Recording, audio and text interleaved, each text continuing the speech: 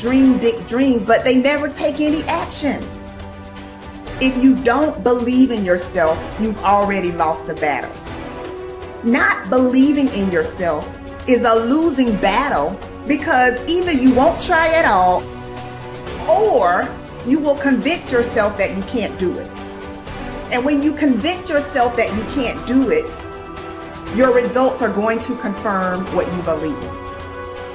So we are afraid to fail. Why? I told you, man. Shouldn't even try it, man. Just chill out, relax. Why are you so crazy? Why are you so obsessed? So all that stuff drives the quitting mind, I call it. The mind wants to quit. The mind is tired.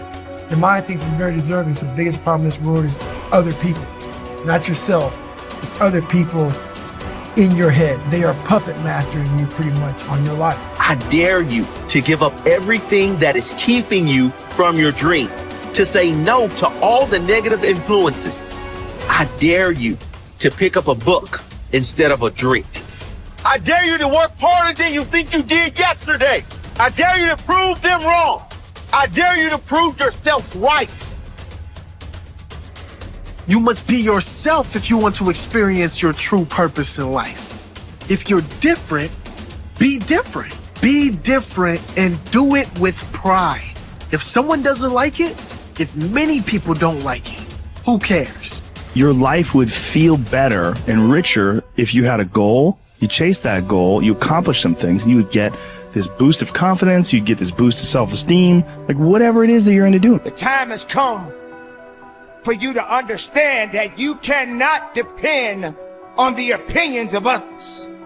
You cannot just trust in the opinions of others.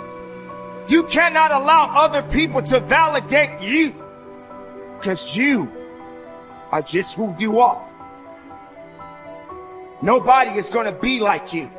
You are the author of your autobiography.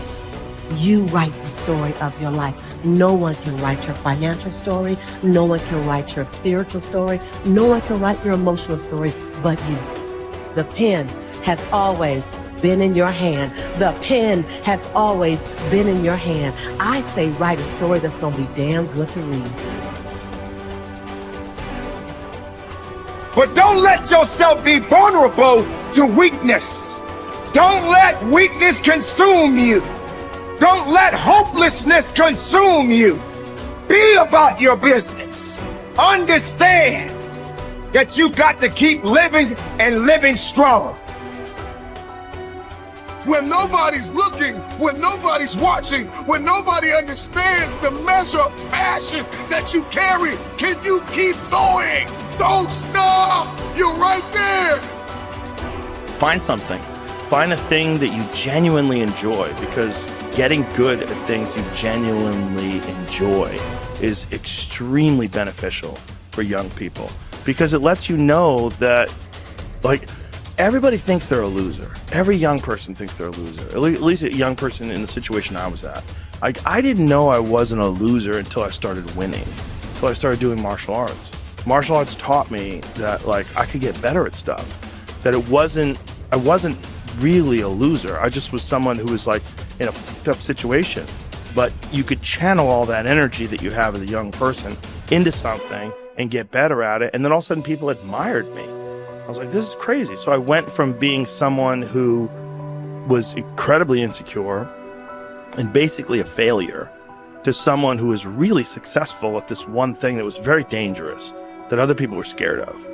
And that gave me immense confidence, and also a real understanding of the direct correlation between hard work and success.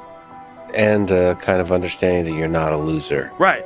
That there is a diamond in the rough. Yeah, and also an understanding that you can't listen to people. Because even my parents didn't want me to do martial arts.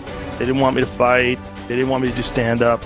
There's like, you have to understand, like, who you are, and then in the face of other people's either criticism or, you know, lack of faith in your ability to succeed, you push through, and there's great benefit in that.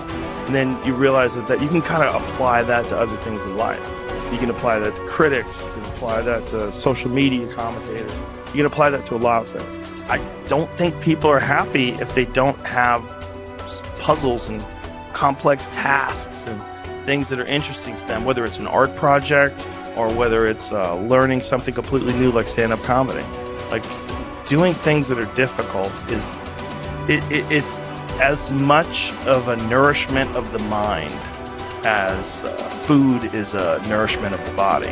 I think you need things that are puzzling to you, where you have to find your own human potential in the difficulty of the task and work your way through things. At least for me. For me, I mean, I can only speak for me because I'm the only life that I've ever lived that I'm aware of. And in my life, that has been 100% constant. I am a very happy person, and I have never had a moment where I'm not doing difficult. Yeah, ever. What I realized is, for me to become the man I wanted to become, I saw myself as the weakest person God ever created. But I never blamed God for anything he did to me. So I wanted to change that to be the hardest man ever created. Am I that? I don't know, but you had to have a goal. And my goal, when I was sitting there, not going to school, being bullied, having no self-esteem, my goal was, the only person that's gonna turn this person around is me. The only way I can turn it around is put myself through the worst things possible a human being can ever endure. And that'd be the only way that I can build this brain to handle anything that comes in front of it, callousing my mind through pain and suffering. So we read a bunch of books nowadays. As humans, we want to find out how to be someone else. What we don't do is we don't go inside. So literally turn yourself inside out. Read the book that's like we're writing a book every day for life, but we never read that book. So what I would challenge this young man or young woman to do is you have to look inside of yourself and see what you really want. What are you passionate about? We use these words and these little phrases of only the strong survive and all this other crap. They're all words. I get so tired of hearing people just talking. Like right now, someone may think Goggins is just talking. You don't know me. So when I speak from passion. I speak from experience. I speak from suffering. I have to tell this young man or woman that the only way I believe, this is my experience in life, the only way you're ever going to get to the other side of this journey is you have got to suffer to grow. To grow, you must suffer. And some people will get it, some people won't. But they have to see what their journey is to start their journey. Several people live to be 100 years old, and they have great lives, and they have great kids. Their kids go to college and all sorts of stuff. But somewhere in their life, there was a point where they had a decision to make. They can go left or right on this path. Left was the easy route. Right was the hard route. A lot of people take the easy route. And they had a good life that way, but the better life was going to the right side.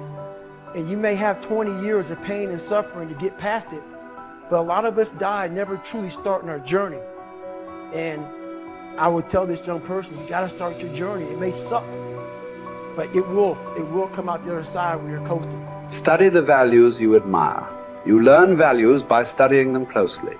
The law of concentration says that whatever you dwell upon grows and increases in your life. What this means is that when you study and read stories about men and women who demonstrated the kind of values that you admire and respect, and then think about those stories and that behavior, those values sink ever deeper into your mind.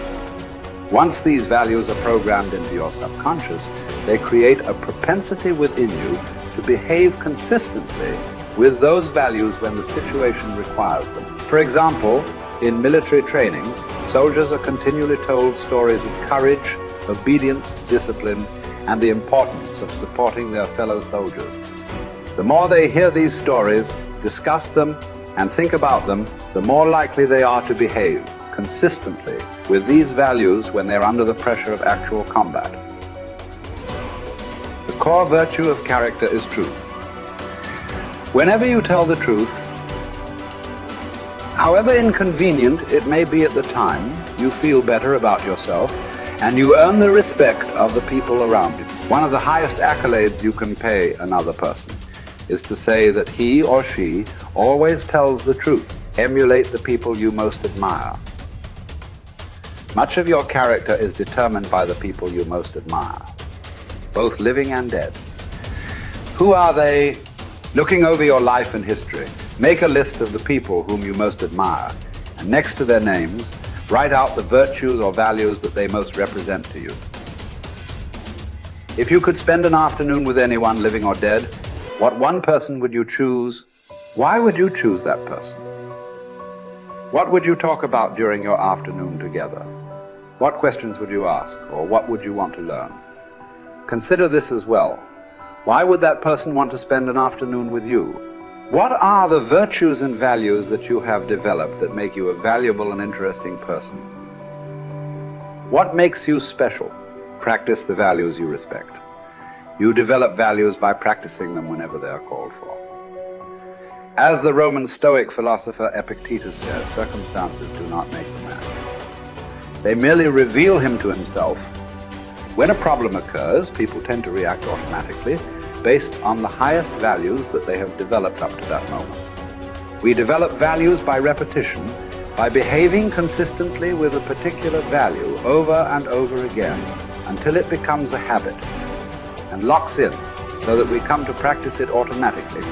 Men and women with highly developed characters behave in a manner consistent with their highest values, and they do so without thought or hesitation. There is no question in their minds about whether or not they are doing the right thing.